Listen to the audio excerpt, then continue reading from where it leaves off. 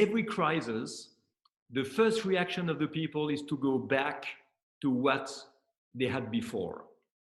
They resist to the change, and this is what makes them suffering. So today, if we look back, what did we have? We had an unfair, unstable, fragile, and polluted world. Is it really what we want to recover? So we have to use this opportunity in order to get out of the crisis stronger than we were before. We need to acquire new tools, new ways to understand the situation, new solutions that will help us to make the world much more profitable in terms of economic, and at the same time, much cleaner, much more efficient, thanks to new solutions, thanks to new technologies, clean techs, renewable energies, circular economy, waste management. There are so many solutions that are profitable today.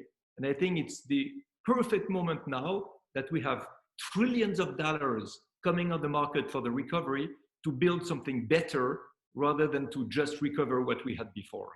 We could not afford a Green Deal if it was expensive to protect the environment. And I would say 5 or 10 years ago, it was expensive to protect the environment. The technologies were not yet profitable, but today they are. So the Green Deal should not be seen as a way to only protect the environment. The Green Deal should be seen as the market of the century that consists in replacing what is old, polluting, inefficient by infrastructures, systems, technologies, devices, products that are modern, efficient, and that protect the environment. And the reality today, fortunately, is that the protection of the environment will create more jobs and make more money than the destruction of the environment. So the Green Deal is a must for the economy as much as the environment. If we are honest with ourselves, we have to observe that our education in this world is creating much more robots than pioneers. We teach to children, to students, but even employees in big corporations or even in business leadership, we teach people to reproduce what has worked in the past. We teach people to reproduce what they have learned, like a computer, like a robot. I don't think this is the way that we have to deal with life. I believe we have to teach curiosity. We have to show that there are so many different ways to understand reality. There is not just one reality. There is as many reality as there are people on this earth. So as soon as we start to call our certitudes into question, as soon as we start to try to understand what is not scientifically proven, if we're interested by the mysteries and the question marks and the unknowns and the doubts, rather than by the certitudes and the dogmas, then we start to open ourselves to the spirit of pioneering, the spirit of exploration. Because the pioneer, the explorer, is someone who is not satisfied with what he has, with what he sees. He wants different, better, more.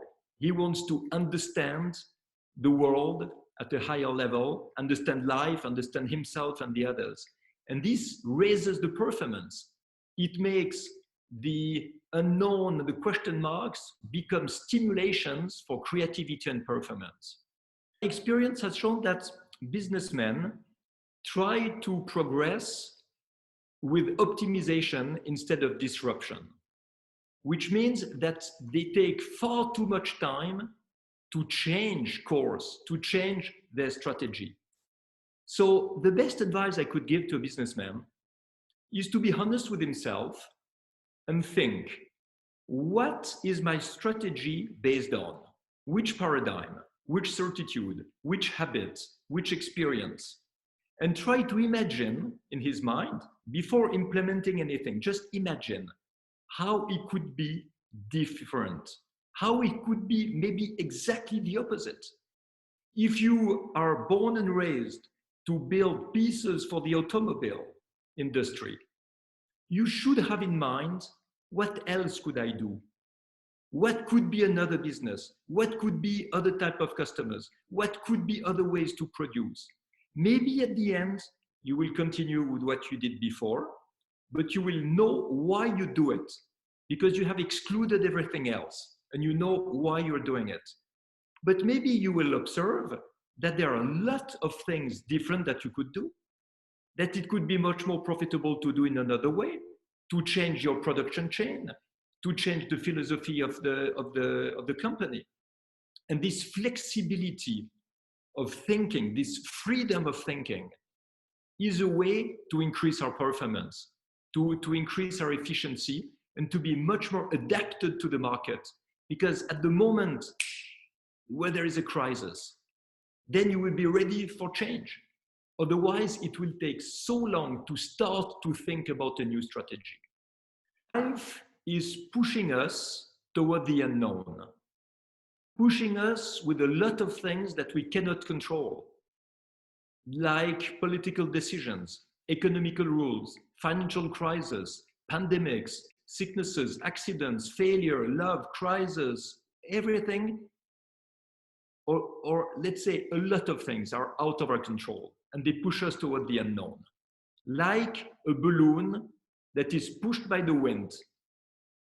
And as long as you stay at the same altitude, the balloon will be pushed in the same direction by the wind. So what you have to understand as a balloonist, and this is the same in life and for business, is that in the balloon, if you change your altitude, you will find winds that have other directions and other speeds. So if you change altitude, you will change your direction. And if you want to change your altitude, you need to throw ballast overboard to be lighter.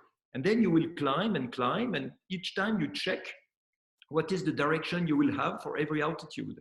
And at the end, you have a perfectly predictable vision of the future.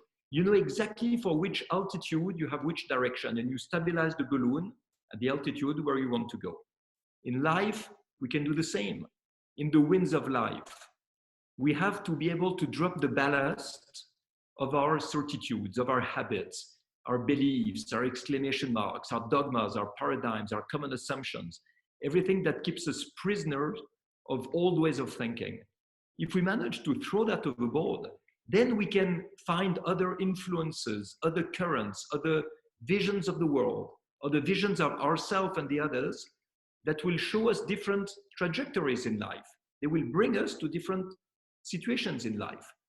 And if we are honest enough to do that, we can, at every moment of our life, instead of being an automat, just reproducing what we have learned, we can say, okay, now I stop.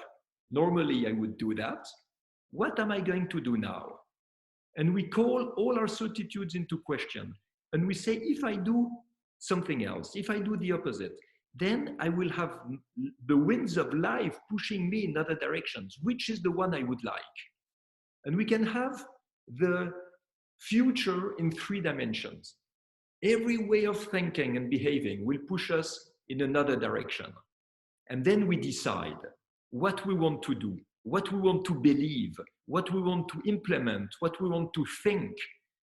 And if we do like this, it brings a tremendous freedom.